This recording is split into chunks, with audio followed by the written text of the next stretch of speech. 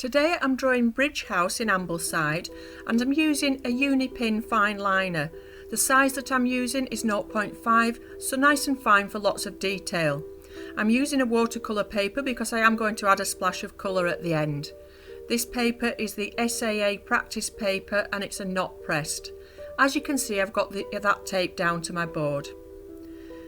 Buildings can be quite tricky, and especially old buildings, as they are not necessarily level and plumb. This building was actually, the photograph's actually taken from quite a tricky angle.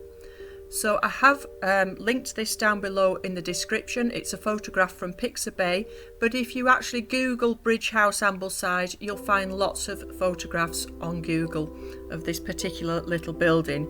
If you're not local to the area, and I know a lot of you are over in America, this is quite a famous building where I live. It was actually an 18th century one, and to begin with it was used as a counting house, and it spans the little beck there.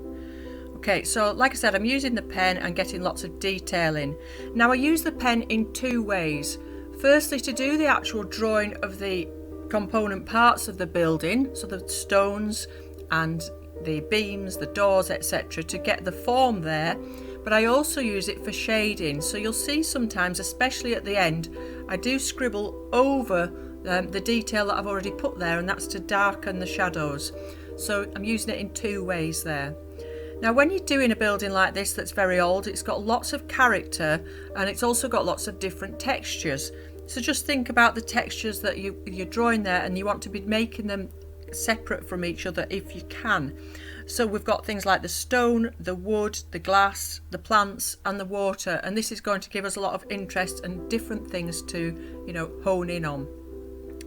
When you're doing the stonework itself, don't get hung up on every little stone on this building. If you look at the stones, you'll see they are very different shapes. You get some quite small ones that are flat against each other, like little lines, and then you get some very big, almost boulder type ones. And actually, we've got a lot of these in our own house. So when I was drawing this, it was quite familiar to me. The wooden lintels above the windows, very, very irregular, and not like they've just come out of the wood yard and they're all nice and sewn and flat.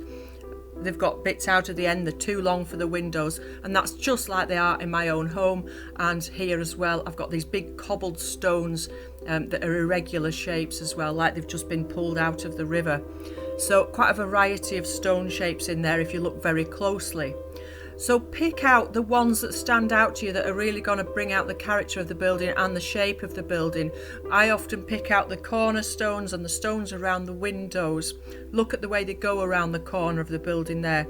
As I said, it's a very tricky angle, this building. I did find it quite difficult. It's where the photograph was taken from. You will find photographs of it more straight on that are probably easier to do, and perhaps I should have gone for one of those. So I think that's about it for what I wanted to tell you with the actual drawing.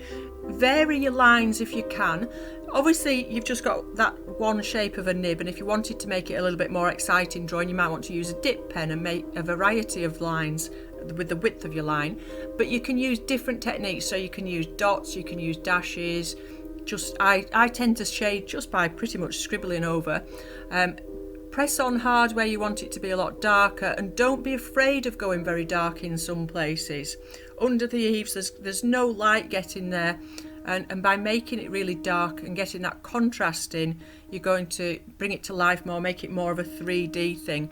Look very carefully at the actual bridge itself underneath the building, and how that's put together. I was looking for a keystone in there to start to work from, because when I draw an arch, usually I start with a keystone and work outwards, but they're all very narrow and there's not one that kind of stands out as being the midpoint, but just look at the way that they're angling. And the same with the stones on the building. If you're finding it tricky to see just where I was trying to think of the word, this perspective, the lines are going of those walls and the windows and everything, just get your ruler out and look at which way they're going off the angles.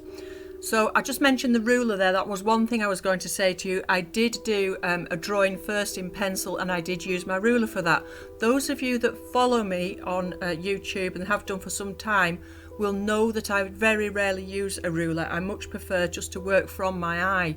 But with something like this, especially with it being so famous and recognisable, I wanted to get the accuracy there. So don't be afraid to use your ruler, that's absolutely fine. But also line things up. So look at where perhaps the window is in line with the door, and where the steps are in line with the bridge and the side.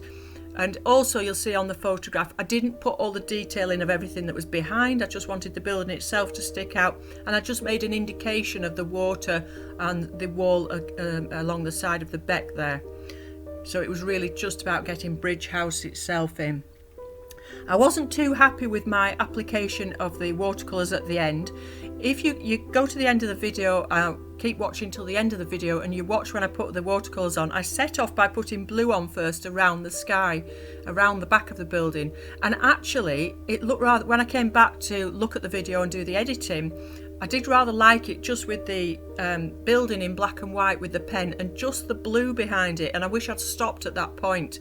What I might do is I've got some photographs of the building just in black and white, and I'll sort of edit those on the computer and then perhaps put some just the blue around, and leave it at that. But you know, I went on and put some colour on the building and some hints of green for the plants and yellows, and then the doors painted quite a nice turquoisey colour, so I popped that on as well. Okay, so do watch to the end and see what you think about those colours and what I say about, I quite liked it just with the blue, but you might have a different idea. Let me know what you think down in the comments below. Let me know if there's any tutorials that you would particularly like to see me doing, especially if you like drawing in ink and watercolour. Is there a subject that you would like me to tackle for you and talk you through? In the meantime, enjoy the rest of the video, enjoy your painting and drawing, and I'll see you again soon.